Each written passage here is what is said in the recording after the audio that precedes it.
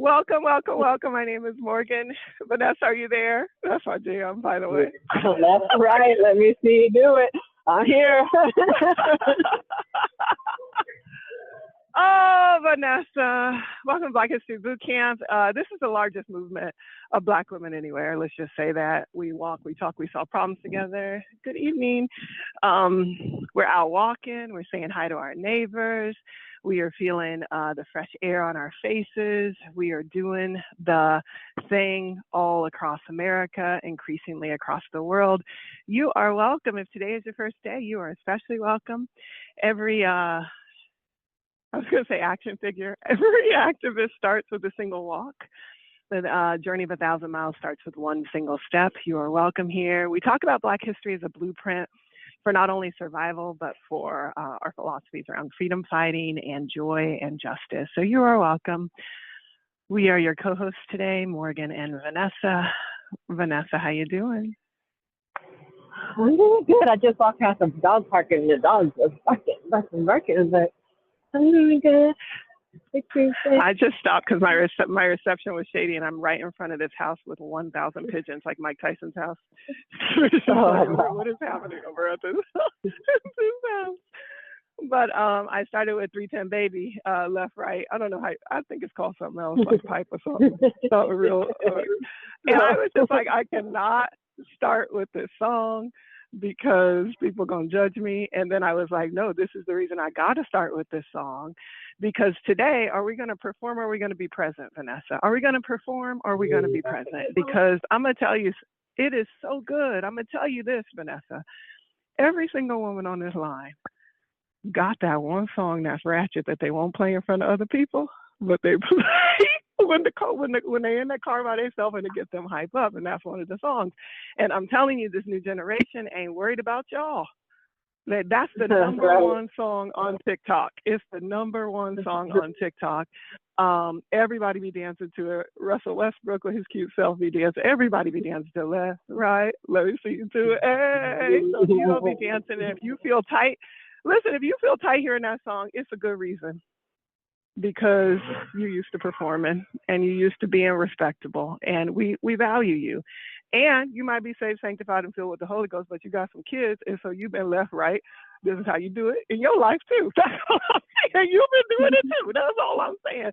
And I want to talk about that today because I feel like there is a tremendous amount of values that is placed on respectable art and what some people call like low art or street art or art of the streets, right? And whether that's music, whether that's like graffiti, whatever it is. And I want to talk about it today because I think we translate those ideas into our lives around what we will say, what we will not say, when we will show up, whether we're creating a legacy or we living for the now. It's all these kinds of deep concepts I've been grappling with all day, Vanessa. I could not wait to talk to you. I'm super excited about it. Some dogs can't wait to talk to you in our neighborhood. Can't wait to talk. But before we get into that, how you doing today? Are you talking to the neighbor or me? I'm talking to you, girl. How you doing? Oh, I'm talking to you. I'm doing good. I have this morning felt like I was actually, to your point of being present. My aunt wanted me to do something for her this morning, and I tried to get out of it, but she was like, no, don't do that to me. I felt so bad. I was like, okay. So I was rushing to do the thing for her, and to your point of even making sure what music I had on in the car, I feel like all this like pressure around just making sure my auntie is okay. And I was like, I got to go, auntie, I got to go to boot camp. And I was just trying to shift so I could be present, like in this moment. And I was just like, so many people have caregiver responsibilities, all sorts of things. But every single opportunity moment is an opportunity for us to just be like, I'm present right here. So I'm shifting my own self to presence for this walk. And I pulled over and shout out to Chuck Brown and Angie and all the people who walk in Northeast DC. I pulled over at Chuck Brown Park so I could take this call and really be present and actually walk outside. Oh, I love that for you. Shout out to Chuck Brown. He's perfect. That's we always be started at the perfect place. It's a good example. is such a good example. God being our favorite girl for these conversations. I'm telling you, this is one of these conversations where I was like, I really got to get on the line and see what Vanessa thinks. And I really got to get on the line and see what all of our co-hosts think who are out there. I'm not doing what I'm doing so good. That's what I think. I done practiced how to move, y'all. I'll be in my house. Okay, I got to move. I'm ready. Like, that's what I think. I'm like, this is the camp. And these phones be moving. And when you say run for the pipe, I'll be like, all right, well, sometimes you got to run for the pipe. Like, I just be with it working, okay? You think, oh, no, you be with it. I'll be with it too. And I don't want to feel it being with it. And here's the thing. Okay, I'm going to tell you how I got here. Friend, I'm going to tell you how I got here. First of all, before we start, maybe you looked at the sheet today of who I'm doing. I don't know. So maybe I'm going to have to ask somebody else. Did you know who I'm doing today? I actually don't. Okay, perfect. When you think about the greatest performer during the Harlem Renaissance and after that came out of Harlem, who comes to your mind? It doesn't have to be right, but just name some people who come to your mind as the greatest performer. It is hard. I don't even know who that is, but sure. Who else? Yes, and who else? Let's get some callers in, actually. Let's get some. Okay. That's a good one. That's a good one. And with her banana vote. No, we don't need no callers on this. You don't need no callers on this. Okay. Vanessa, I'm going to just back you into this. The other day I was at karaoke. Now, I believe the veil between what you say and what you manifest is very thin right now with the supermoon that just happened. So I was just on the phone talking about I'm going to be Sade. I was inspired by your Sade episode. I was like, I'm going to be the next Sade of the diaspora. I'm going to shine my head up and put on some red lipstick. I'm going to just act just like her. And I'm going to sing. You were like of the diaspora, not even of your neighborhood, not even of your crew. You're like of the diaspora. Listen, it's ambitious. You want to be a praise dancer. I had to kind of come and meet your ambition as my friend. I can't let you be out there by yourself. I was like, but I only really want to be the Sade karaoke star. Okay, I don't want to be the real Sade. Like, next karaoke is on. I was on the phone. I could not hang up the phone fast enough, Vanessa. I got to dinner. And there is this singer-songwriter, beautiful man who was playing on his guitar. And then he was like, anybody want to come to the mic? And then my friend Brian was like, Morgan wants to come to the mic. I hadn't even told him. And I was like, I looked cute. I walked up to the mic and I got charisma. And so everybody thought I could sing. And then I blew it. Okay, I don't know how to sing. I couldn't sing. I do know how to sing. But here's the thing. I wasn't present. I wasn't like in my body. I wasn't confident. I was trying to perform. And it's because I'm insecure, right? About like my ability to sing. And so I wasn't able to, like if I had to give a speech, I would have been present. I would have been compelling because I know how to speak. But like with singing, I felt like that. And I started thinking about that dichotomy. I was like, I have to learn how to be present and not try to perform, particularly when I feel insecure. So that was kind of on my mind, right? Then I was thinking, I really want to do Ella Fitzgerald for Black History Bootcamp. I'm getting to something. I was like, I really want to do Ella Fitzgerald. I love Ella Fitzgerald. I love her voice. And the title of this bootcamp was going to be in the Flow or Be by Force.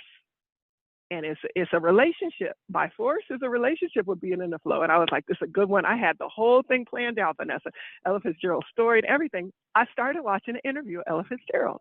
I'm telling you how I got to this story, okay? And in the interview, she said she had a really kind of tough life. She was like an orphan. She was like in the streets, all kinds of stuff. And she said she used to want to be a dancer because there was this man. And his name was Errol, or what's his name? I got to find his name. His last name was Tucker. His name was, I got to find it because it's the blackest name in the history of Black names. Hold on. His name was Earl.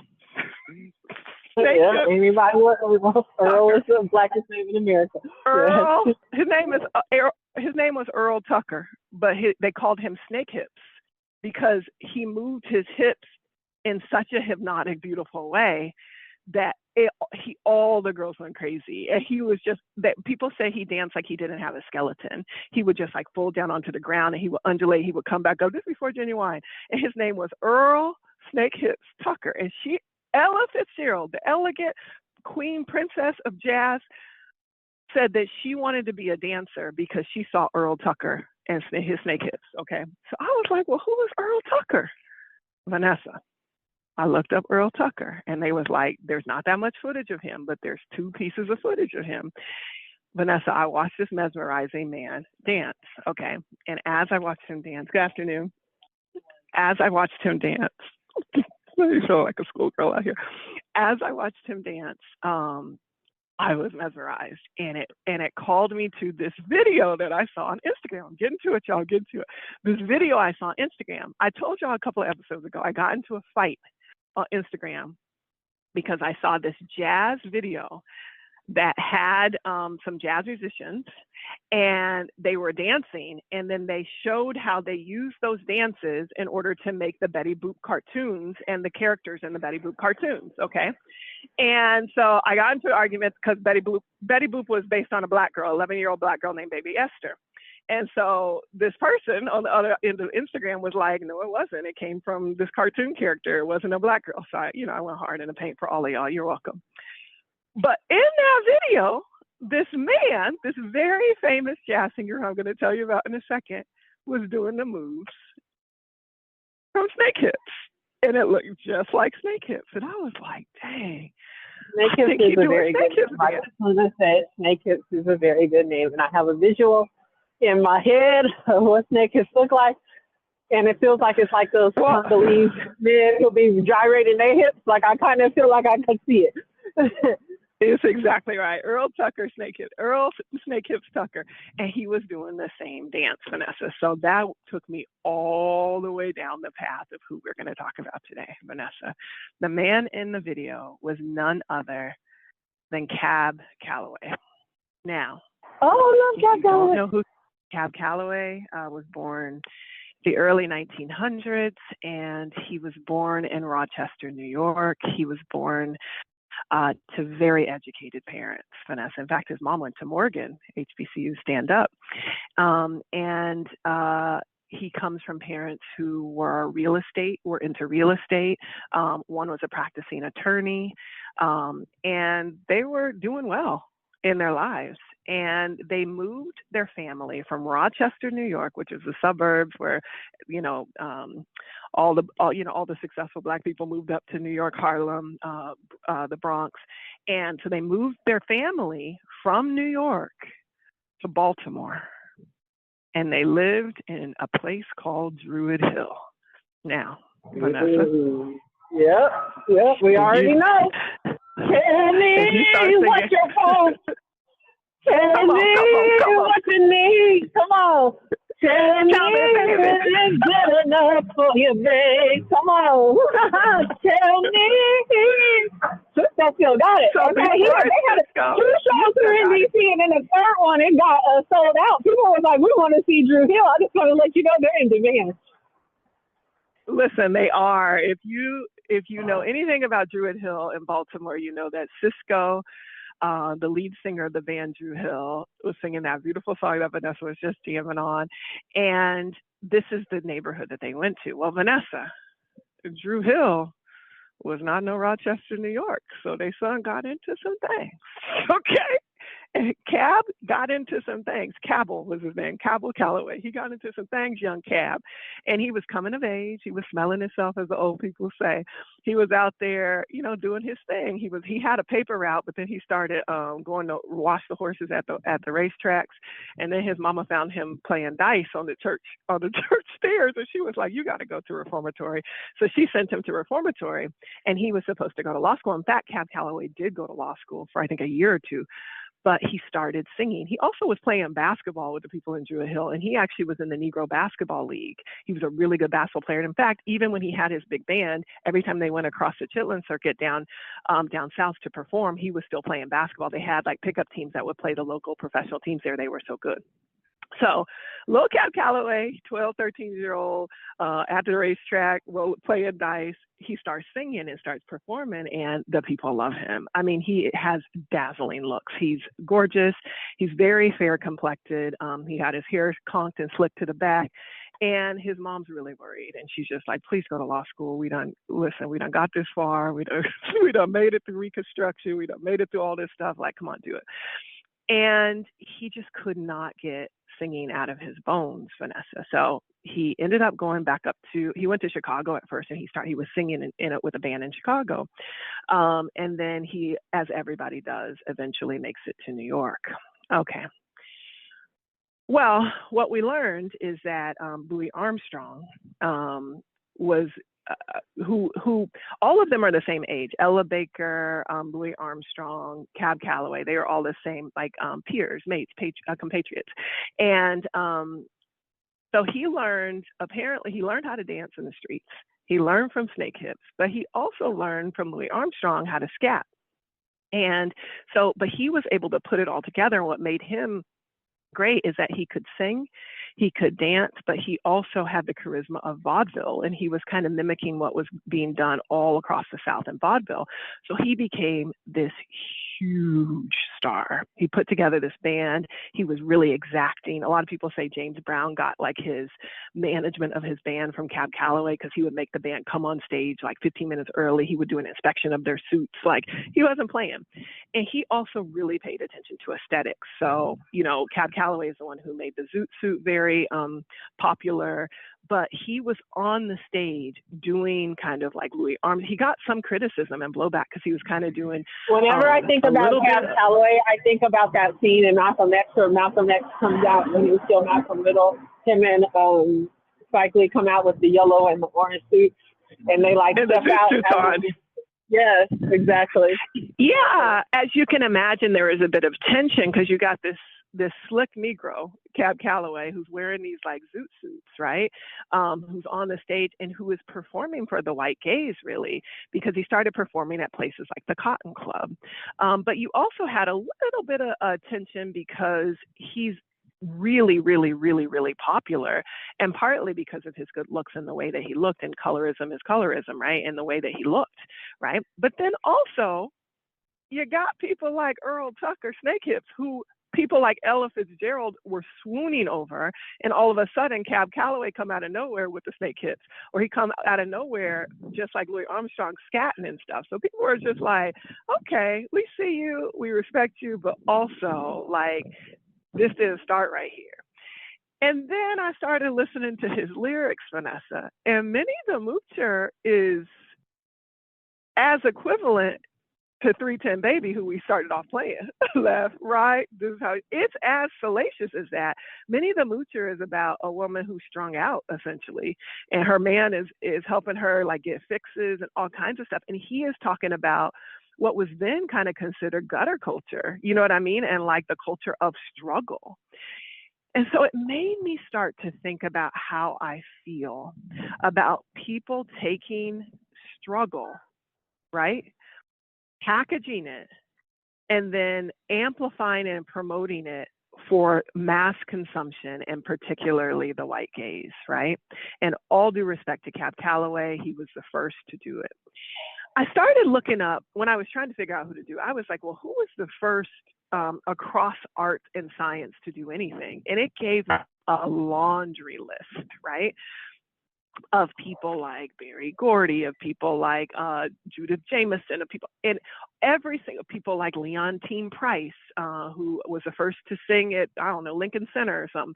It gave me a laundry list of Charles Drew, the first to do a blood bank, of all these different people, first open heart surgery, like all the way to Beyonce, to first to perform at Coachella. Good afternoon, good evening, how are you, sir? Coachella. All of these different people. And it occurred to me that people who are legendary, Vanessa, are people who break institutions into whiteness. But are people legendary who are just culture creators on the streets for us, by us? Are we measuring? Are we celebrating? Are we talking about them on Black History Bootcamp? Like the fact that Earl Tucker, Snake Hips Tucker, inspired Ella Baker and inspired a whole youth movement. Like, will people be talking about him in a year, or will we still be talking about Cab Calloway because he took the best pieces of vaudeville, of Black culture and art on the streets in Drew Hill, of what was happening in Harlem, put a zoot suit on it, conked his hair and put it to the back, and sang it at the Cotton Club in front of white people? And it got me to thinking about who we celebrate and whether we should be fighting in our own personal lives for legacy or living in the moment. And I was like, I feel good when I get in the car and I'm listening to music that's ratchet. But I'm so worried about my legacy and the legacy of Girl Trek. And I was just like, do we perform? Or is it important that we participate or be present? Yeah. And it was flooring to me. So I wanted to first hear your thoughts on that. And then I have a question for the audience. Yeah, it's a good question. One, it reminds me of even the conversation we were having about Peter Tosh, and you were saying how the music rose out of like the kind of culture and conflict of the times. And I was genuinely wondering, is it even still possible for new music to emerge now? Because I was like, we're in a cultural moment right now and in a conflicting moment right now. And I was wondering like, who and where is that music even going to bubble up from? Because it doesn't feel like there's a lot of spaces now for that type of authenticity and that type of like innovation in music. So I am thinking about that. And I'm thinking about, at least for you and I, especially even in this work we do, there is no performance we can do that resonates with people. Only presence actually works. So we could perform, but I don't think that that actually works. And I think that if you look at the celebrities and the entertainers and stuff who are popular right now, like there's a lot of noise out there, but the people who really resonate with people, I think, are the people who break open a little bit to be more authentic and be more present. Even Beyonce, I think, actually has transformed herself a little bit as she has started to be a little bit more transparent with who she is versus like behind this veneer. Well, I don't know if I can agree with you on Beyonce. We're going to have to agree to disagree because I know you love her and I don't want them coming for me, but the wigs. But let me just tell you, I know you like them too. That's the thing. We're going to talk about it later. But 310 Baby did that, who we just started with. He recorded that song in one take in 15 minutes on his iPhone. And he's from Inglewood. From where you from? He's from Inglewood, California. And somebody heard it and they was like, whoa, left, right, this is how we do it. They was like, oh my God. And somebody popular put him on. That's what happened. But I think TikTok is that venue in many ways where people are participating in culture. They're not just performing, right? I think Instagram is very performative, but I think TikTok is that venue where culture is being made. Sorry, there's a big truck going by. Where culture is being made every single day. So I'm excited about social media in that way because I think it provides a platform for people to do that. I want you guys to raise your hand because I want to spend... Well, can I say something more in there? Because raise your hand, y'all, *9. Sorry, go ahead. I know, but I didn't tell the question, but go ahead, say what you got to say. Oh, okay. Because I'm actually thinking about 310 Baby and I'm actually even TikTok and like even all the trends and stuff. And to your point though, in a year, are we going to remember his name? Are we going to give him the credit? Is it going to be associated with him?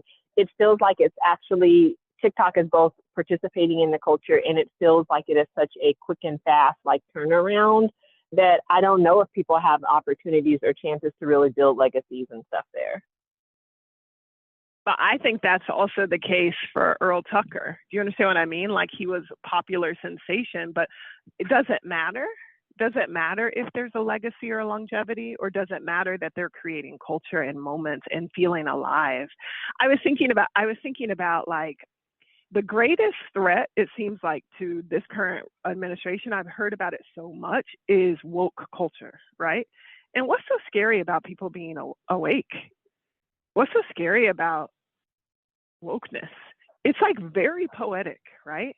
Because if we unplug ourselves from the cog of the machine and we really do pursue life, liberty, and the pursuit of happiness, ain't nobody doing that better than 310 Baby. Ain't nobody doing that better than all your uncles at the barbecue. Ain't nobody doing that better than Earl Tucker.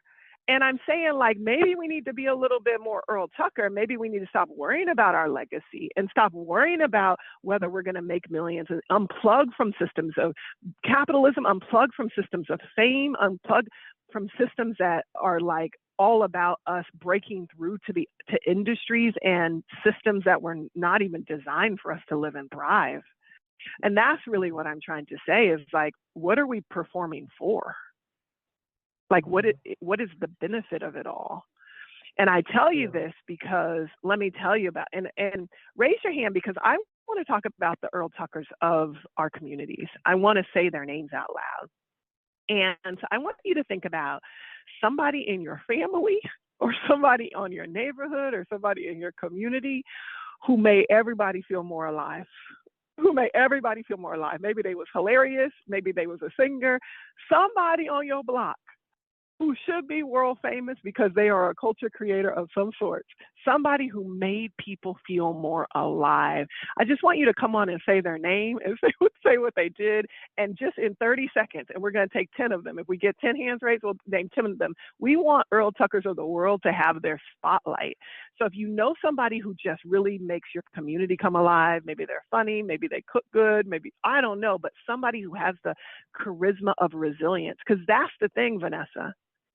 Art comes from struggle. Comes from struggle. But Black culture is not struggle. Black culture is resilience. And that is what is mesmerizing. What's mesmerizing is when you get on the phone after feeling devastated by something, you still got joy in your voice because you have resilience. And that's what people are attracted to. And so you could try to perform that resilience if you want to. You could put on all the shine, all the glitter, all the stuff. But real resilience comes from a bounce back from actual struggle. That's where real resilience comes from. And it's why Black people are the best in the game at creating art, creating culture, because we've been so deeply oppressed. And so I want you to think about somebody who's resilient in your life. Raise your hand by clicking *9 on your phone, pressing *9, and give them the honor. Let's create legacy here, our own legacy, as Vanessa's saying, our own platform. *9 to raise your hand to tell us about the most resilient person in your life or your community. It might be you might be hilarious, but so raise your hand, *9. Vanessa, so let me tell you the rest of it. It might even just be somebody, because this is one thing I am interested in. Part of it is like, it's hard to discover new things. To me, it is like, this is even with TikTok, even with Instagram, even with everything, it feels like I've heard left, right, let me see you do it so much, right? Because once something becomes popular, it becomes popular. And I wonder even if there are people out there who are listening to something that didn't come from their community or even didn't come from their family, but it's like everybody should be put on to this. Oh, that's good. Because everybody should be listening to this person. Yes, I love that. Yeah. I love that discovery.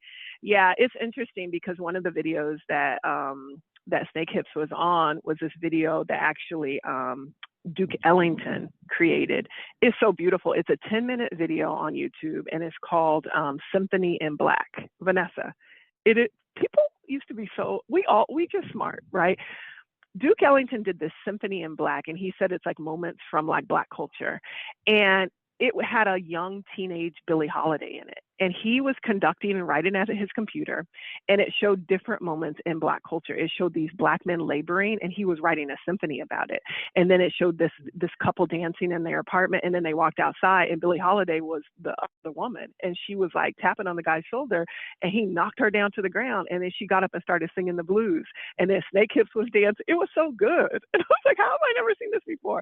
But he was performing the symphony to an all-white audience because he understood this dynamic. Even Duke Ellington understood this dynamic even back then. Like, who are we performing for?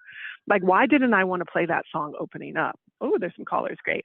*9 to raise your hand. Somebody we should be paying attention to. Somebody in your own family who you just want to give props to. Somebody out there. Good evening. How are you?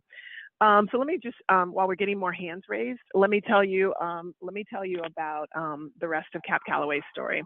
While you're talking to David Morgan, in the park right now is some like rappers, right? Or like, I don't know, but they're just trying to hit. I'm just like, they right here, y'all. They're in Chuck Brown Park. They're out here and they're just like spitting rhymes to each other, and just like, I love the creativity.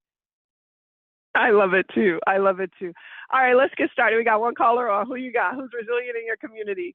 Say your name, say where you're from, and we're going to take a bunch of them. So if we could just keep them short, that would be awesome. But we want to give a shout out to the people who are resilient in our community or people we should know about. Are you there, caller? Are you speaking with me?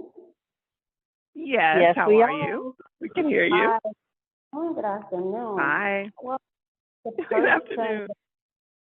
Sister, put the phone right up to your mouth, though, so that we can hear you well. Can you hear me now? Yes, we can. Yes, we can hear you. Okay, good. I don't know what's going on today. It's been a problem with my phone. I don't know. The person that I have in mind would be my mother. Even though she's no longer here, she was a big inspiration because we got to listen to different genres of music, except rap. That was one thing she never liked. She was always funny, authoritative, just an overall go-getter mom. Thank you so much. What was your mommy's name? Doris. Star? Doris, D-O-R-I-S, Doris. Oh, Dara. Shout out to Miss Dara and all of the Black mothers who are out there charismatic. Thank you. Doris. I think she's saying Doris. Mm-hmm. Yes, I did. Oh, Doris. Doris, Miss Doris. Thank you for that correction. Shout out to Miss Doris and all the Black mothers who are out there who are exposing their kids to beautiful things, art across the spectrums, in the streets, giving permission for their kids to really experience the kind of latitude that life has to give them. So shout out to that. I want to, Sister, thank you so much for calling in. I want to tell you about somebody new on. Hold on, Morgan. We got somebody new on. They're going to raise their hands. So let's bring her in before we finish, Cap. Sister, are you there? This is a new caller. Maybe not. You are here. I knew I heard you there. Tell us your name. Tell us where you're calling from. Who you want to highlight. My name is Nay. I'm calling from Florissant, Missouri, but I'm from Chicago. The person I think I want to highlight two people. First person, his name is Corporate. He's like a social media star. Started off, did not like him. He's part of my family. But he posts these really funny skits online. They're about Chicago. And they're like, Chicago people are like, and it's very relatable. And I didn't realize how relatable it was until I started watching a show. And the show was like, if anybody's from Chicago, they're going to tell you in the first 5 minutes if they're from Chicago. So I wanted to highlight. Where is he? What is? Do you know his Instagram handle so people can follow him? It's Corporate with a K. So K-O-R. Oh. Yeah. Awesome. And then the second person. And then who's the second person? My sister. And I only highlight my sister. My sister, she's a single mom. During the pandemic, she decided to homeschool her kids.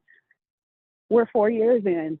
My nephew is 15. My niece is 8. My nieces have never been to traditional school, and they are flourishing. She's created such a community that I didn't believe in at first. But my niece and my nephew, they still get to go out and socialize. They have field trips. They have friends. They still do PE. And it's just such a wonderful community that she created that I never would have believed in. I always believed in traditional school, but she's made me a believer in homeschool. But you do have to have the time. I love that. It's a full-time job. I love that. No, these are great examples. First of all, the world of comedy requires people who are proximate to the streets and who are observant and who understand what's actually happening with real people. And then I mean, every person I know right now is trying to homeschool their kids. It's like, whether you got a GED or a PhD, you're just like, I could do this. And I believe in y'all. As a former teacher, I believe in everybody who's out there trying to do it. Thank you, sister, for those examples. I really appreciate you. Thank you. I really appreciate you. All right, V, here go the biggest mic drop on Cab Calloway. It's the biggest mic drop. It floored me. I couldn't wait to call and tell you. It's unreal.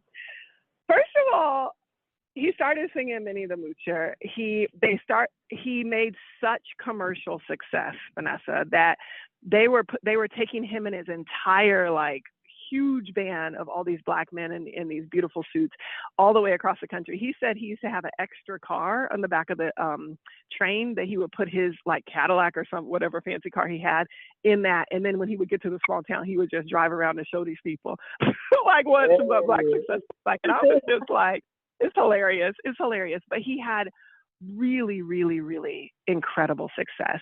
And in fact, they started putting him in cartoons Vanessa. So the many people on this phone probably remember Cab Calloway from the Blues Brothers. He was a legitimate movie star. That was his final performance on the Blues Brothers movie when he was singing "Hidey, Hidey, Hidey Ho."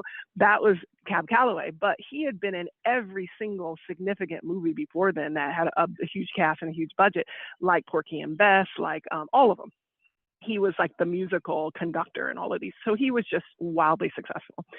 In his personal life, Vanessa, he had a baby early on, but then he married a woman. He married a white woman. He had some babies there. One of his daughters became a success, and then he married another woman who, I don't know if she was white, but she was very, very, very fair complected. And then Vanessa, here goes. He lived his life. He lived to be a ripe old age. He became a legend. Everybody knows Cab Calloway. And then I saw a video online, Vanessa, that was like the real story and the family secrets behind Cab Calloway. And I was like, do tell, what is this? And I was watching his interviews. I was watching his biographies. Vanessa.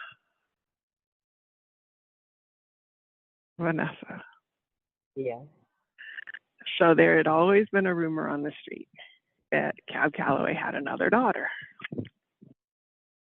And I was like, okay, well, all our daddies got another daughter. Talk about legends. Talk about their legends. That's what I'm talking about. Yeah, talk about my daddy is a legend. Your daddy is a legend. Okay. Yep. Infamous in the street. I got you. But Vanessa,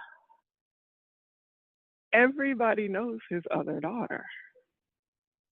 Oh, I'm gonna ask you this. I'm gonna ask you a series of 3 questions to see if you could get it. Okay. I'm gonna ask you a cue up clip number 3, Tyree. Who? I bet you can get it in 1 question, maybe 2. Okay. Who was the originator of Fast Auntie on television? Jackie? Good guess, but that's not it. That's not it. Good guess. Oh, man. Okay. Second question. Who was the most stylish everyday Black woman on TV in the 1970s? Diane Carroll? Good guess. Okay.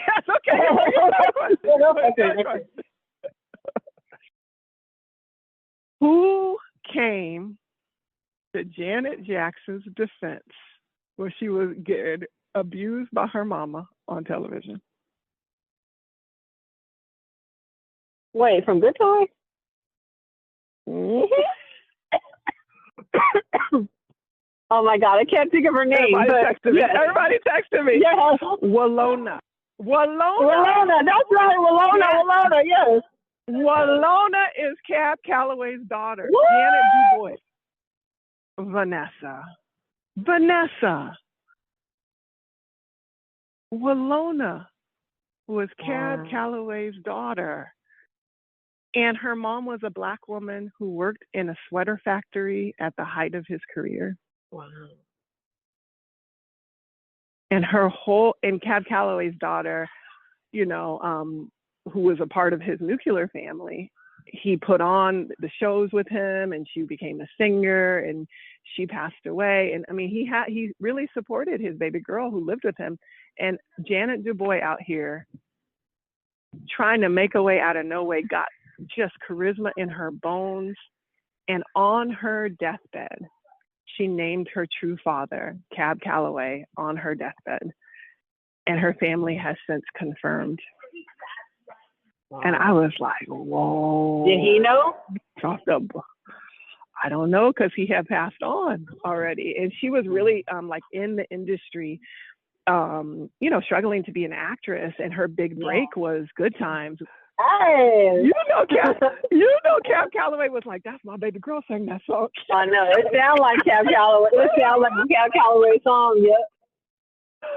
Oh my God. I was like, I cannot wait to tell Vanessa this. I'm just like, and the fact that he had like his family and his suburban life and like his wife and all this stuff. And then this woman's out here like struggling, you know what I mean? Like trying to make a name for herself. and she had a stepfather named Du Bois, and she just took his name because he raised her from like 2 years old. And it's just like, it's so deep, like this notion of like, who owns culture? Like, when do you go into, like, you go to the streets when it's convenient, you know what I mean? Or when you need some inspiration, but like, people are living there. It's just complex. It's complex in our community. And so I've been like thinking about this story for so long. So I wanted to share that with you today, the story of Cab Calloway, who became the greatest sensation in the Harlem Renaissance. Yeah, but I also wanted to write next to his name, put Earl Tucker's name, who was an inspiration to people like Ella Fitzgerald and Louis Armstrong, who had his own commercial success. But even like you asked the other day, where are our most creative ideas coming from? And these men are sourcing, are present, are singing, are moaning, are shaking because they're in the midst of culture making in this way that feels more improvisational and less performative. And I love this idea. So I guess my challenge to all of us today as we close out boot camp is to think about the ways in which we can improv and be present and, you know, say yes and in life and get close to the things we care about, even if it threatens to bring us, you know, pain or suffering, but like get into life. Get off the stage and get into participating into life, because that's where real art is made. Get closer to the things you love, follow your bliss, get in it, and then figure out when you feel most lit up, when you feel most woke, when you feel most alive, and don't be ashamed to celebrate those things that bring you life. To where you saw that lady on Instagram who everybody's sharing. I don't know, she's like a 70-year-old woman who's dressing like very fashionably and very colorfully. Maybe. Have you seen her? Maybe. Everybody's sharing her now. She's like somewhere in sub-Saharan Africa, but she's just like, forget it. I'm gonna wear the most outlandish outfit. Yes, I do. And I'm saying that is where culture is made. Culture is digging yourself out of the hard places, and the best singing, the best dancing, the best heartiest laughter is when it's coming from resilience and bounce back. So I just encourage you. It's also, Morgan, can I say something? It's also because the woman who came on to say her sister started the homeschool, what she actually said was against I didn't think it was going to work.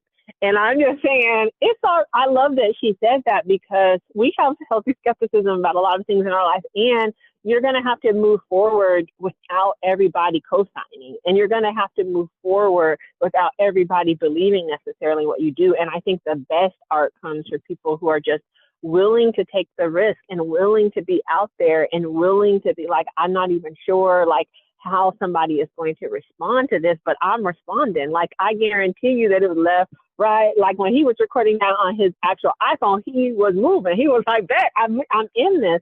And that really matters, because it's hard in this Instagram world that we have, where it's like, if you don't get likes on your stuff, you even want to share it out on your page. If you don't think everybody's going to get the views on it, do you even want to take the actual risk? And I think a lot of the times it's no. And even outside of social media, and especially from within our own inner circles and our families and stuff, we are afraid because it's just like, we're going to get ridiculed. People are not going to support us. And sometimes that is true. And it's not even a judgment against those people. We just don't know what we just don't know. And also people are trying to protect us. So you're going to have to go out there on your own, step out there, create and produce your art, and trust that if it's moving you, eventually it might move somebody. I love that advice. And I think particularly now, where fear is the air we live in, thinking about, and where that's usually where we have a backlash of respectability, and we got to represent, and we got to be loving, and we got to be kind, and we got to be, this kind of performance of resilience versus actual bounce back, actual joy, actual, we have to really discern, this makes me feel good. And outside of what feels respectable or even the white gaze, this makes me feel good. Now, that doesn't mean you can't have values. Like that sister was like, my mom didn't let us listen to rap. You can have values, and you can be honest about, like, maybe your value is getting the Holy Ghost. Well, don't just keep that to Sunday mornings in your Kojic church. Shout on the side of the streets. If be about it. Be about it. And don't let nobody come and take your stuff. You know what I mean? Because the thing about technology right now is it's giving everyone proximity to culture making. And people who have more appetite for risk and latitude are taking Black culture and amplifying it in ways that are really, really powerful. And I don't got a problem with it. I'm gonna tell you that. I don't got a problem with it. We better make our own culture and keep it gravy and stop trying to be in these corporate jobs, being all corny or being up in these museums. I'm just saying we have to get closer to what makes us alive and truly woke. And with that, I was just thinking about like, what does it mean for proximity and culture? Actually, you know what? I want to end with, I had a different idea, but I want to end with Cab Calloway in respect for what he did, because he had a genuine level of charisma. He had a level of like, I've been obsessed with this video of him. I'm going to post it on my Instagram at Morgan Trex. So the video on Instagram that I originally saw, the Betty Boop video, Vanessa, he's doing the most beautiful snake hip stance. It looks like the moonwalk, but going forward, and his hips are going to the side, and he got on these really tailored pants, and he's like, it's like Elvis Presley, who? He could never. You know what I mean? Like, it's just like this man's hips. And what they did for the first time in cartoon history is they put like those nodes on him, and they had the cartoon move exactly like he was moving. And so the cartoon itself is mesmerizing. But what he is dancing to, Vanessa, is also just a masterclass. The song itself is talking about like diving so deep in love that you lose your mind. And I was like, that level of like energy and like the sucking the marrow out of life, they then put that on a children's cartoon because somebody somewhere knew there was something real and authentic about what was happening.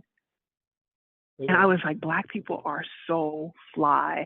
So I want to end with that song. It's about an asylum, but it's from a cartoon. It's from a cartoon, and it's sang by the one and only Cab Calloway. So we'll play like a minute or two of that. And I wish you all the very best. Be sure to stay present. Don't just be performing your life away. Go to follow your bliss and be in the moment to what feels good. All right, you're so good at this, Vanessa, and you've been a master class to me all these years of just staying present in what feels good in your body. And I hope this inspires or reminds you of that. All right, so we're going to play this last song, and I will post it on Instagram, the video. All right, bye, y'all. Bye, y'all. See you tomorrow, same time, same place.